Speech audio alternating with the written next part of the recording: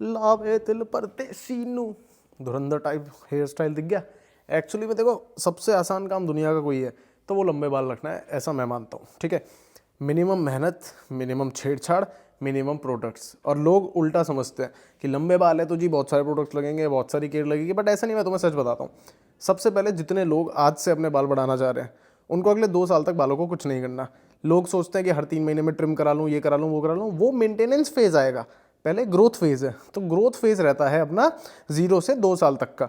उस 2 साल की ड्यूरेशन में हमें बालों को बिल्कुल भी नहीं छेड़ना है, बढ़ने देना है। जो हो रहे हैं, जंगली लग रहे हो, लोग गालियां दे रहे हैं, दोस्त गालियां दे रहे हैं, घर वाले गालियां दे रहे हैं, सबकी गालियां खा लो चुपचाप। कोई तुम्हें बोले ये ले भाई 30 रुपये मेरे से ले जा, बाल कटवा ले, 30 रुपये ले लो, बाल मत कटवाओ, बाल बढ़ने दो। तो जब आपका ग्रोथ फेज पूरा हो जाएगा, you will look like a जंगली, but that will be worth it. उसके बाद तुम जाओगे नाई के पास। अगर तुम्हें मेरे टाइप पे हेयर कट चाहिए तो तुम्हें क्या करना है, उसको बोलना है स्टेप कटिंग करनी है और पीछे लेयर्स बनानी है। ठीक है, उससे क्या होगा, पीछे तुम्हारे हल्के हल्के कर्ल्स रहेंगे और आगे से ऐसे एक वी टाइप का स्ट्रक्चर बन जाता है। ठीक है, अब ये बालों का क्या होता है ना, जब भी बाल लंबे होंगे बालों का वेट बढ़ जाता है, तो पीछे की तरफ बाल थोड़े ज़्यादा रहेंगे, जिसकी वजह से ना लोगों को लगता है कि उनका जो हेयर लाइन है वो कहीं जा रही है, बट ऐसा कुछ नहीं होता। तुम बाल छोटे कराओगे, वापस से वो नॉर्मल दिखना स्टार्ट हो जाएगा। ठीक है, लंबे बाल होंगे, ऑब्वियसली नॉर्मल कॉमन सेंस से वेट पीछे ज़्यादा हो जाएगा, तो आपको हो सकता है ये लगे कि भाई मेरे तो बाल पीछे जा रहे हैं, हेयर बैंड लगाने से ऐसा हो गया वैसा हो गया। Doesn't matter. Second point, hair band. अगर तुम्हें अपने माथे पे बाल नहीं पसंद तो ऑब्वियस सी बात है, तुम्हें हेयर बैंड लगाना पड़ेगा या तुम्हें पीछे पोनी बांधनी पड़ेगी। अब मुझे पोनी बिल्कुल भी नहीं पसंद, मेरे को वो थोड़ा सा छपरी बना लगता है। एग्जैक्ट वर्ड्स, कोई भाई ऑफेंड मत होना, जो मेरी पर्सनल फीलिंग्स है वो मैंने तुम्हें बताया। हो सकता है तुम्हें खुले बाल छपरी बने लगते हो ना, तो सबका अपना अपना वो हो सकता है ओपिनियन इस चीज़ पे। तो हेयर बैंड आपको यूज़ करना पड़ेगा इनिशियल फेज में, क्योंकि बाल छोटे होंगे, ना पीछे हो पाएंगे ना बंद पाएंगे, वो सिर्फ माथे और आंख में आएंगे। तो हेयर बैंड यूज़ करना पड़ेगा। ऐसे ऐसे वाला हेयर बैंड ले लो, 20-30 रुपये का मिलता है, कहीं पे मिल जाएगा, किसी भी शॉप पे पूछ लेना। ठीक है, जहाँ पे लेडीज़ का सामान मिलता है वहाँ हेयर बैंड ईजिली मिल जाएगा। तीसरी चीज़, हेयर केयर। क्या करूँ भाई, हेयर केयर के लिए तुम्हें क्या करना है, एक सिंपल सा शैम्पू लेना है। शैम्पू जो मिल जाए वो यूज़ कर लो, जो घर में ऑलरेडी है उसको यूज़ करके देख लो, कोई फर्क नहीं पड़ता। बार बार प्रोडक्ट्स मत चेंज करो, बॉडी को हैबिचुअल हो जाने दो। मैं इस टाइम पे स्कैल्प प्लस शैम्पू यूज़ कर रहा हूँ, बढ़िया चल रहा है मेरा। डर्माटोलॉजिस्ट ने बहुत पहले मुझे सजेस्ट किया था, क्योंकि मुझे डैंड्रफ का इशू रहता था उस टाइम पे, तो वो तब से वही चल रहा है। और मैं रोज़ शैम्पू नहीं करता, मैं हफ्ते में 2 या मैक्सिमम 3 बार शैम्पू करता हूँ, उससे ज़्यादा नहीं करता। तो ये बात आ गई शैम्पू वाला पार्ट में।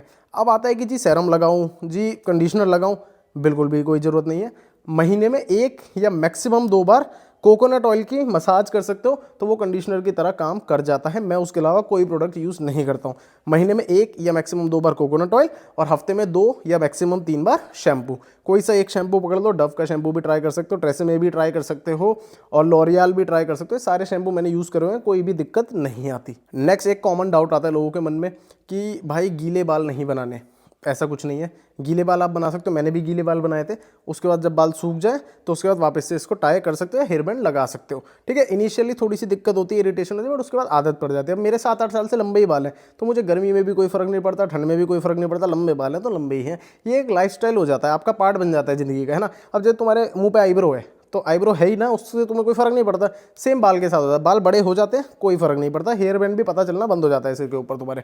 ठीक है, और कुछ मुझे सोचने दो। कोई क्वेश्चन जो लोगों के मन में आता है, क्या सिर में अंडे फोड़ दूँ, क्या कोई मैजिकल ऑयल ले लूँ जिससे बाल मेरे और बढ़िया हो जाएंगे? कुछ नहीं होता।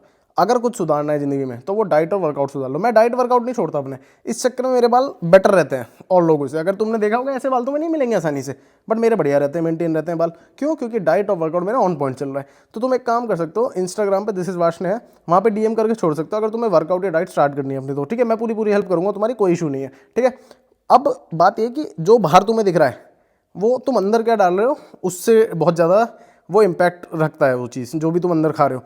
ठीक है, तो बालों को इसी तरीके से सोच के चलो, कोई एक्स्ट्रा ऑर्डिनरी केयर नहीं चाहिए, कोई एक्स्ट्रा ऑर्डिनरी डाइट नहीं चाहिए, कोई टैबलेट्स नहीं खानी, कुछ नहीं खाना। जो है वो तुम्हारे ऊपर है, तुम्हारी लाइफस्टाइल के ऊपर है, तुम्हारी हैबिट्स के ऊपर है और तुम्हारे जेनेटिक्स के ऊपर है। जेनेटिक्स मतलब अगर तुम्हारे घर वालों के बाल अच्छे हैं, तुम्हारे खानदान में बाल अच्छे हैं, तो तुम्हारे बाल अच्छे होंगे, इसकी प्रोबेबिलिटी ज़्यादा है। ये नहीं है पक्का अच्छे होंगे। अब तुम्हारी हरकतें खराब होंगी तो चले जाएंगे तुम्हारे भी बाल, है ना। ऐसे ही अगर तुम्हारे घर वालों के बाल अच्छे नहीं हैं बट तुम अपनी हैबिट अच्छी रखते हो, तो प्रोबेबिलिटी ये है, जेनेटिकल प्रोबेबिलिटी तो ये है कि तुम्हारे अच्छे नहीं होंगे, बट अगर तुम्हारी हैबिट अच्छी है तो तुम्हारे बाल उतने खराब नहीं होंगे, उससे बेटर ही हो सकते हैं। पूरे चांसेस तुम बढ़ा लोगे उस चीज़ के। तो ऑल द बेस्ट, मिलते हैं, ओके बाय।